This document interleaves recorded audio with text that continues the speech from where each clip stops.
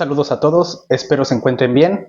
Vamos a abrir una sección en el canal donde vamos a responder preguntas frecuentes relacionadas a Sendero de la Mano Izquierda para ir aclarando sus dudas y de esta manera quede grabado en videos en mi canal para que así lo pueda consultar la gente que vaya llegando nueva a suscribirse o algunas personas que ya estén por aquí y que deseen confirmar nuevamente la información, así puedan consultarlo. Así que vayamos con la primera pregunta. ¿Se puede vampirizar a una persona a distancia solo imaginándola? No se puede hacer solo imaginando. Quiero aprovechar esta pregunta para aclarar dos términos que usualmente se confunden. El término imaginar y visualizar. Imaginar pasa dentro de tu mente. Digamos, te puedes imaginar que estás de viaje en Reino Unido, te puedes imaginar que estás de viaje en Japón, te puedes imaginar infinidad de situaciones en las que te encuentres. Sin embargo, la visualización es una forma o una técnica que se utiliza mucho en el esoterismo para poder ver en tu entorno ciertas figuras geométricas, símbolos o entidades. Por ejemplo, yo puedo estar ejecutando un ritual en este momento y visualizar aquí un triángulo en el aire, un triángulo de fuego, por ejemplo, y yo lo estoy viendo, lo estoy visualizando frente a mí, pero lo estoy visualizando de tal forma que yo estoy viendo el triángulo. No está pasando dentro de mi mente. No es solamente que estoy imaginando, lo estoy visualizando en el exterior. Ahora, ¿en el vampirismo sirve solamente imaginar? No, no sirve solamente de esa forma. Hay varias técnicas que se pueden utilizar para poder vampirizar a una persona a distancia.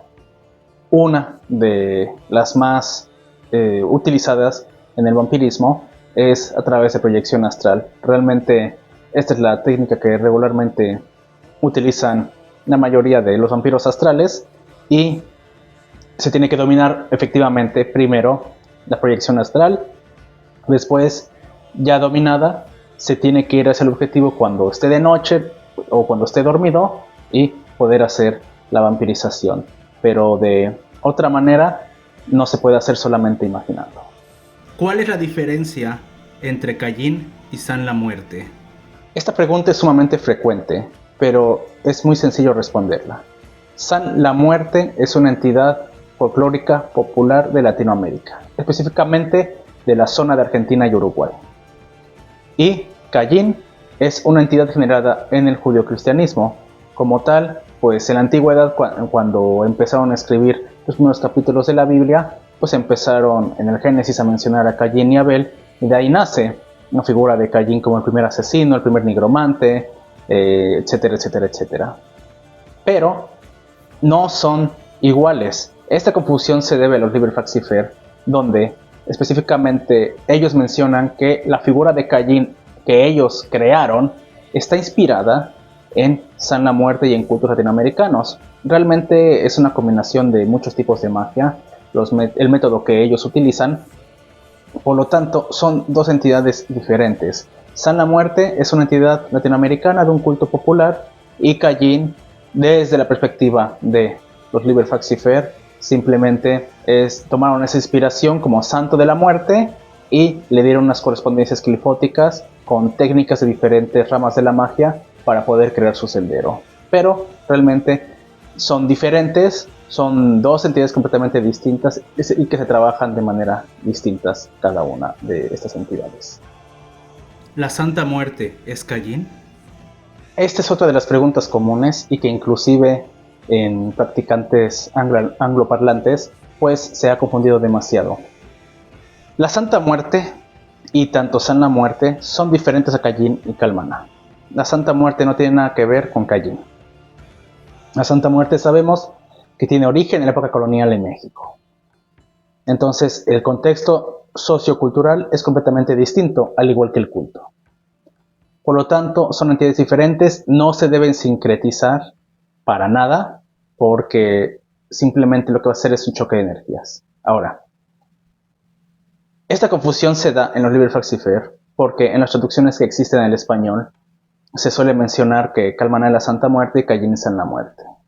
Error completamente. Son entidades completamente distintas que recomiendo no sincretizar, porque ya me dirá quien le ha pasado una mala experiencia, sincretizándolos, pues realmente no termina de buena manera. este tipo de prácticas. Por lo tanto, no lo recomiendo. Son entidades completamente diferentes y no hay que insistir en esta sincretización, porque las sincretizaciones mal realizadas acaban pues de mala manera. ¿El culto a Cayin es más antiguo que los Liber Faxifer? Sí, porque el culto a Cayin, según la filosofía de la corriente 182, es una creación moderna, no es una creación antigua.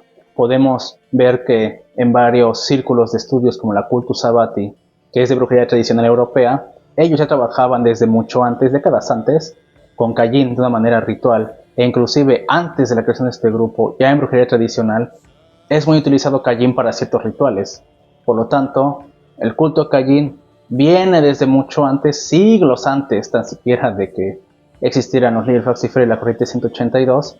Por lo tanto, su trabajo en los círculos europeos es más enfocado a un tipo de brujería tradicional, más o menos como el tipo de brujería que luego nos muestran en los filmes, en series, etcétera, que es muy enfocado al sábado, a trabajar con ciertas entidades demoníacas, etcétera, pero simplemente es muy diferente de los Liber Faxifer y hay que diferenciarlos uno de otro porque son técnicas diferentes.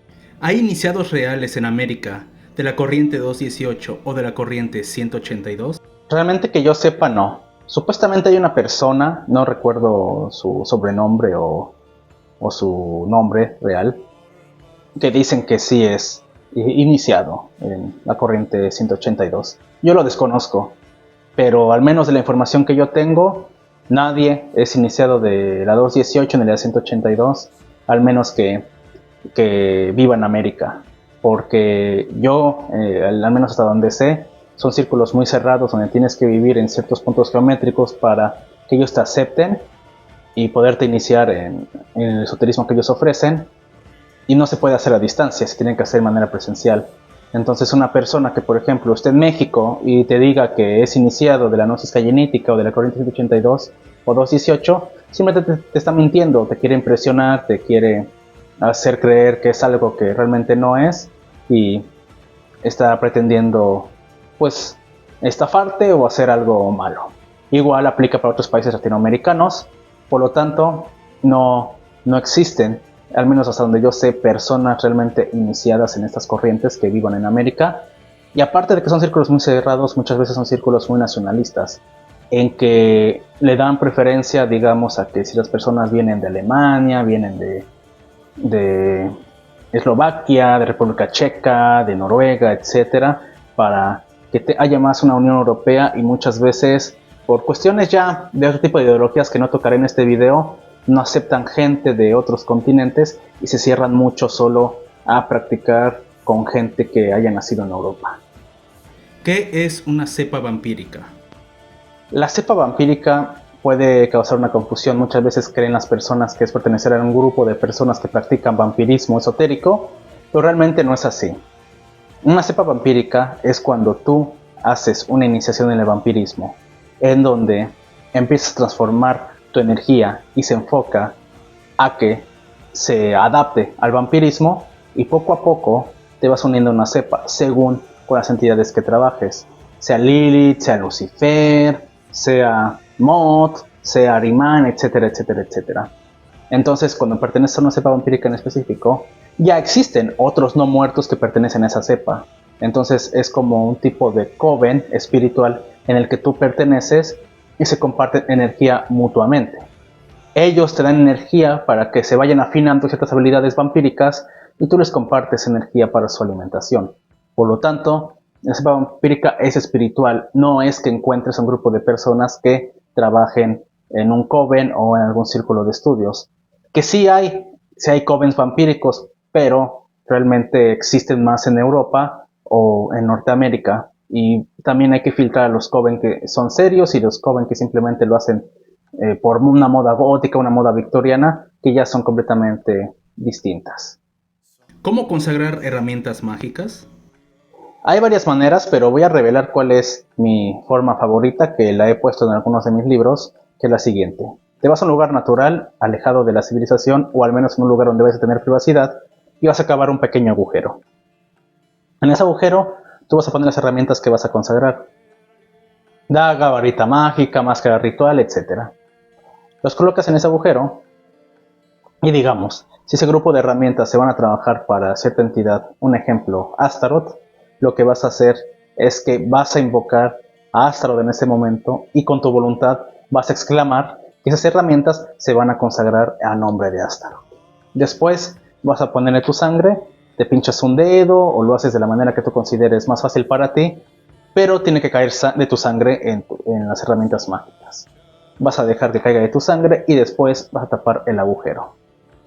Después de unos días, vas a ir por tus herramientas, deja que por lo menos pasen 3 o 4 días para que le entre bien energía a las herramientas mágicas. Vas a ir al sitio donde las enterraste, las vas a sacar y con un paño negro vas a recogerlas y vas a cubrirlas. Si vas en el día, vas a evitar a toda costa que le dé la luz el sol. No les puede dar la luz el sol.